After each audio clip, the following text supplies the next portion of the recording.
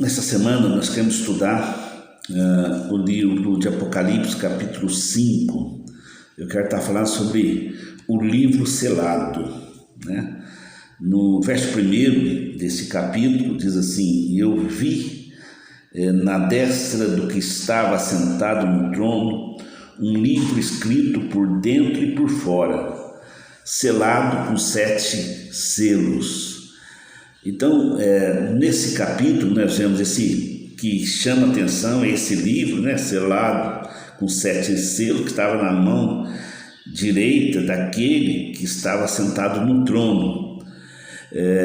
Também nesse trono, né, o trono ainda continua sendo um destaque, né, nessa mensagem, né, nessa revelação que Deus traz para o apóstolo João. Então, o trono ele é mostrado aqui com mais alguns detalhes, né? Então, nesse trono, como havia aí no capítulo anterior, tinha os 24 anciãos, tinha um trono, né, um trono de Deus, que estava ali da onde o governo do universo era exercido, né? Ali não fala o nome dele, então está ali, aquele que está sentado no trono. Tinha os 24 anciãos, que representa a igreja, né? Israel. Ali tinha os 4 seres viventes, mas aqui acrescenta também que tinha milhares e milhares de anjos, e também uma multidão de criaturas, no céu, no mar, debaixo da terra, né, na própria terra, que todos ali adoraram a Deus, aquele que está sentado no trono, e agora também o Cordeiro, que é outra figura que ganha-se um destaque nesse capítulo, né, talvez o maior destaque, né, queridos? Então, ali o Cordeiro está à direita daquele que está sentado no trono. Então, nós podemos dizer aqui que esse capítulo tem um assunto central, que é a exaltação do Cordeiro, né? Então, nós podemos ver, ele começa a ser exaltado porque ele foi escolhido para abrir aquele selo, aquele livro, né? Aquele que estava selado. Então, porque aquele livro estava selado e bem selado, ele tinha 7 selos. E para a gente entender o significado desses selos, né, lá no livro do profeta Isaías, o capítulo 29, o verso 11 e 12 diz assim: e a visão de todos torna-se para vós como as palavras de um livro que está selado, o qual homens entrega a alguém que é entendido, dizendo: leia isto, eu te rogo. E ele responde: não posso, porque isto está selado. E o livro é entregue para aquele que não é entendido, dizendo: leia isto, rogo-te. Ele diz: não sou entendido. Então, o selo fala de um conteúdo que não está acessível às pessoas. Então, e aqui fala nem a pessoa que é entendido, o erudito, o sábio, né? Nem o sábio. Então, primeiro, vou trazer aquele livro ao sábio. Eu falo: não, eu não consigo. Eu entendo, mas esse livro está fechado. E aquele que não tem conhecimento, aquele que não entendia, falava: não entendo. Então, isso mostra um conteúdo que está inacessível, né, às pessoas, porque não tem revelação, ou porque as pessoas não têm essa capacidade de entender. E aí começa a aparecer Jesus, né, na figura do Cordeiro, né, queridos? Então você vê que no início esse que está sentado no trono, ele aponta esse livro, está escrito na frente e por trás, porque é um rolo, né, um livro como nós conhecemos agora. Então ele apresenta esse livro, né, e como dando oportunidade de revelar aquilo que está nesse livro. Mas há uma busca, né? É uma busca nos céus, é uma busca entre os homens, e chega a conclusão que ninguém era digno de abrir aquele livro. E o apóstolo João e fica muito ansioso, que ele até começa a chorar. Ele começa a chorar porque não se encontra ninguém digno que vai abrir os selos para entender aquele conteúdo tão esperado que estava dentro do livro. Então, um dos 24 anciãos, que representa a igreja, no verso 5, né, ele fala assim, vamos abrir lá o verso 5 de Apocalipse 5, né, queridos?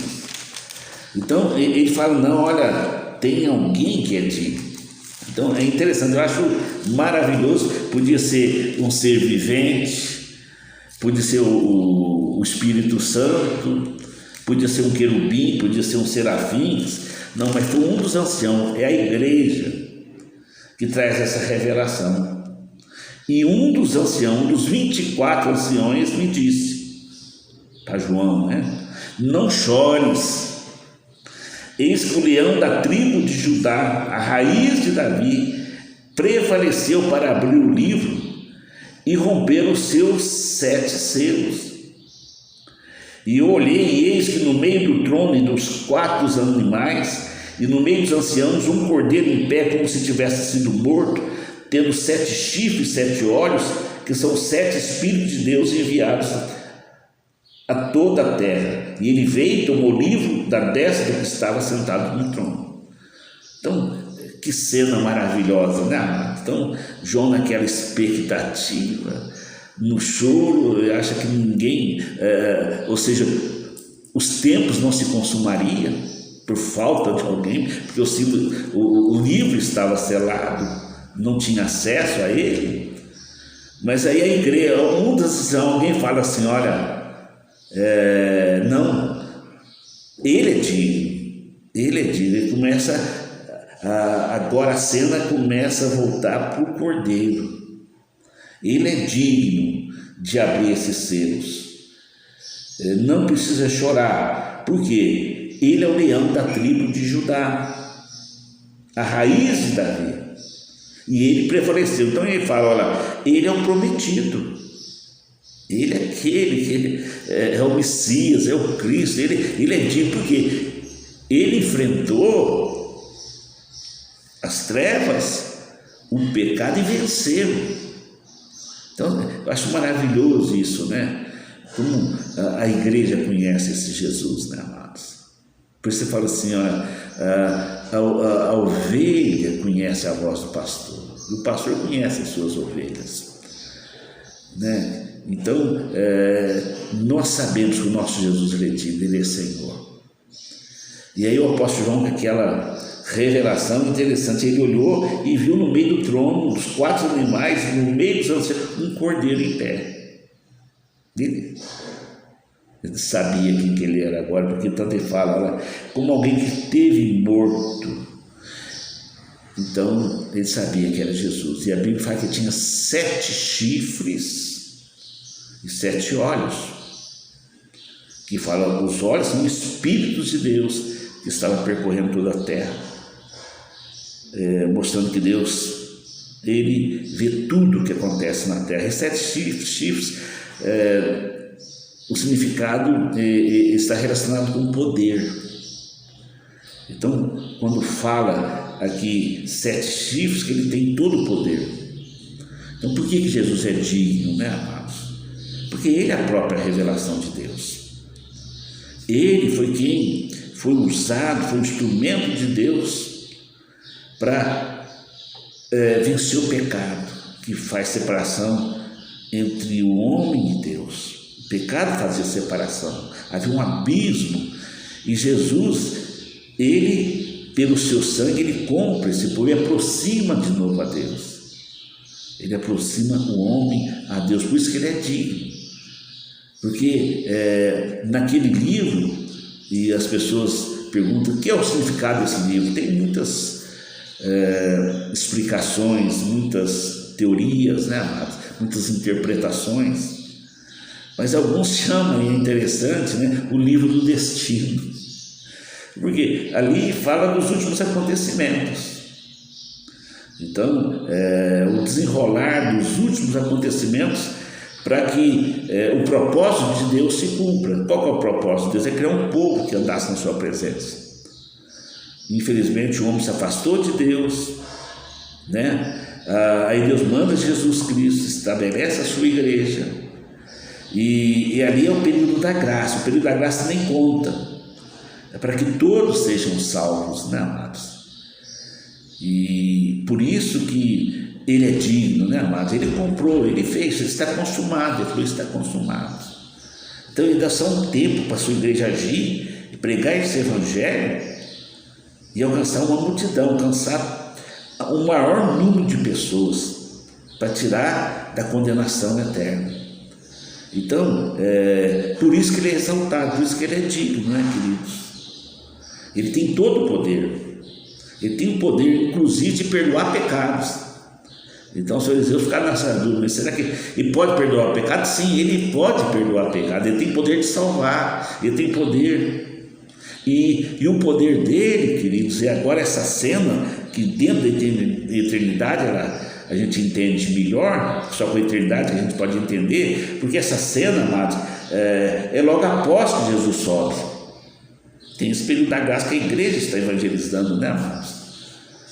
É o tempo da graça que nem vai ser contado, né? Mas logo que sobe ali, Jesus, ele tem que ser exaltado, ele tem que ser engrandecido, né, queridos? Então, ali os céus reconhecem, né, amados? Ou seja, ele dá proeminência ao nosso Senhor Jesus, ele que está acima de todas as coisas, né?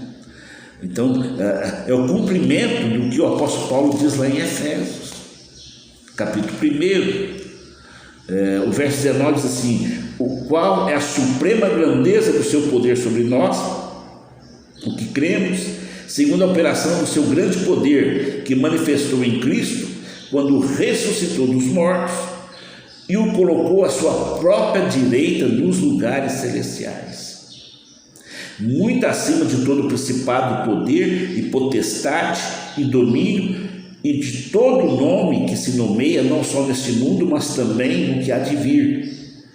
E colocou todas as coisas sobre os seus pés e fez cabeça da igreja sobre todas as coisas.